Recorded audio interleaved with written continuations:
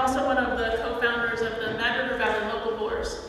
And I want to talk today about the concept of reskilling as a way to build resilient communities that can support an independent Vermont. We've been learning today about many different challenges that we face, and I want to share with you some solutions and some exciting work that's already happening in the state as we help each other reskill in different ways. And when I think about reskilling, I've divided these ideas into 5 general categories: food, shelter, energy, craft, and culture. And there's probably many more that I haven't thought about yet, but that's at least a good place to start. In terms of the food movement, we've seen a rapid change over the last 5 or 6 years in the movement towards a local food system. This is an easy way for individuals to reskill and become more connected to the food that they consume. How many people do you know that planted a vegetable garden for the first time in the last couple of years? Or maybe are raising chickens in their backyard? Or want to learn how to can and preserve food? There are a lot of great resources in this state that can provide opportunities for people to learn these new skills. They're not new skills, they're old skills, that's why we call it reskilling. But whether it's NOFA Vermont workshops, this is a beekeeping workshop, or learning how to make cheese at the Green Mountain Rose Farm, or by connecting to the work that's happening in these local board groups that are all through the state where people come together through skill sharing opportunities.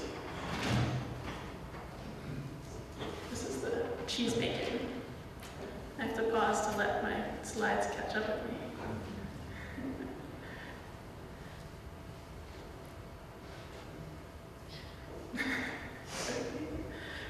One of the other things that we need to learn how to reskill is in terms of creating shelter, and that's a big focus of our work at Yes Tomorrow.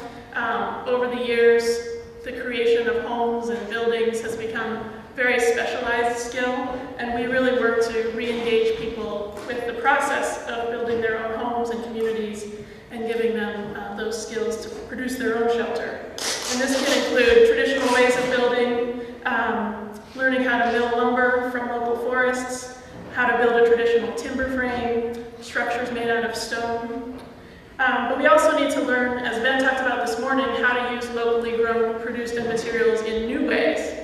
And also how to safely and efficiently deconstruct existing buildings so that we can reuse materials and salvage them and use them in new and innovative ways. So those are some of the things that we're working on at Yes Tomorrow in terms of teaching those kinds of skills. And when we look at energy, not only do we need to learn about how to install renewable energy systems at a residential scale as well as a commercial scale, we also need to learn the skills to repair and maintain those systems over time and keep them running over the long term. I know one of the things I always think about in a post-oil economy is who's going to come and fix that inverter when it goes down if there's no one in your local community who knows how to fix it. And we also need to look at skilling up for transportation alternatives in a post-oil economy, whether it's learning how to convert your car to run on an alternative fuel.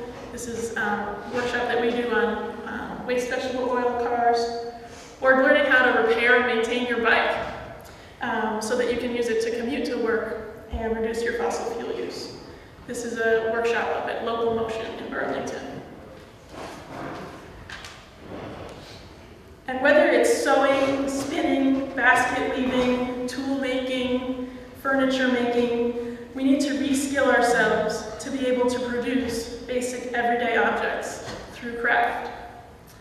This is a tool making workshop using a foot-powered pole lathe, another project that we did recently at Yes Tomorrow, or learning how to make your own furniture using traditional tools, and handcrafted furniture is something that's, I think something that a lot of people could learn to do, but is now considered kind of an institutional commodity product.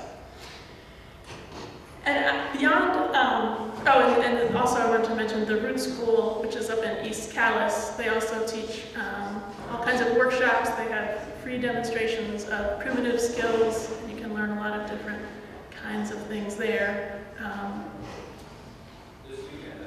this weekend, Roots Rendezvous, yep, up at Statehouse. In addition to these kind of technical skills that are specific and maybe more individual, I think the cultural piece is that we need to also be learning as a society and a culture how to interact with each other to be able to function effectively in an independent Vermont. The slide before was the Summit School here in Montpelier, teaching traditional music and hosting gatherings. We need to reskill ourselves in basic democratic process, and that could be in a more traditional way, the Vermont town meetings. And it could also include more new ways of interacting and building social capital, like the general assemblies of the Occupy movement that engage citizens in a process of dialogue with each other. And I think in addition to some of the things that I've showed you where it's a school or a workshop kind of thing, we also need to learn how to just share our skills with each other, and there are a variety of different innovative ways that are happening to do that throughout the state. One is through the Transition Town Network, where there are small groups of people coming together to share their skills, and there are Transition Town groups in many different parts of Vermont. And then we also learned earlier today about the time banks, and that's another way. In addition to be an alternative currency, it's also a way for people to connect with each other and share skills that they have. So I hope that this inspired you to think about what kind of skills you might be interested in learning in a new economy, and what skills you have that you might be able to share with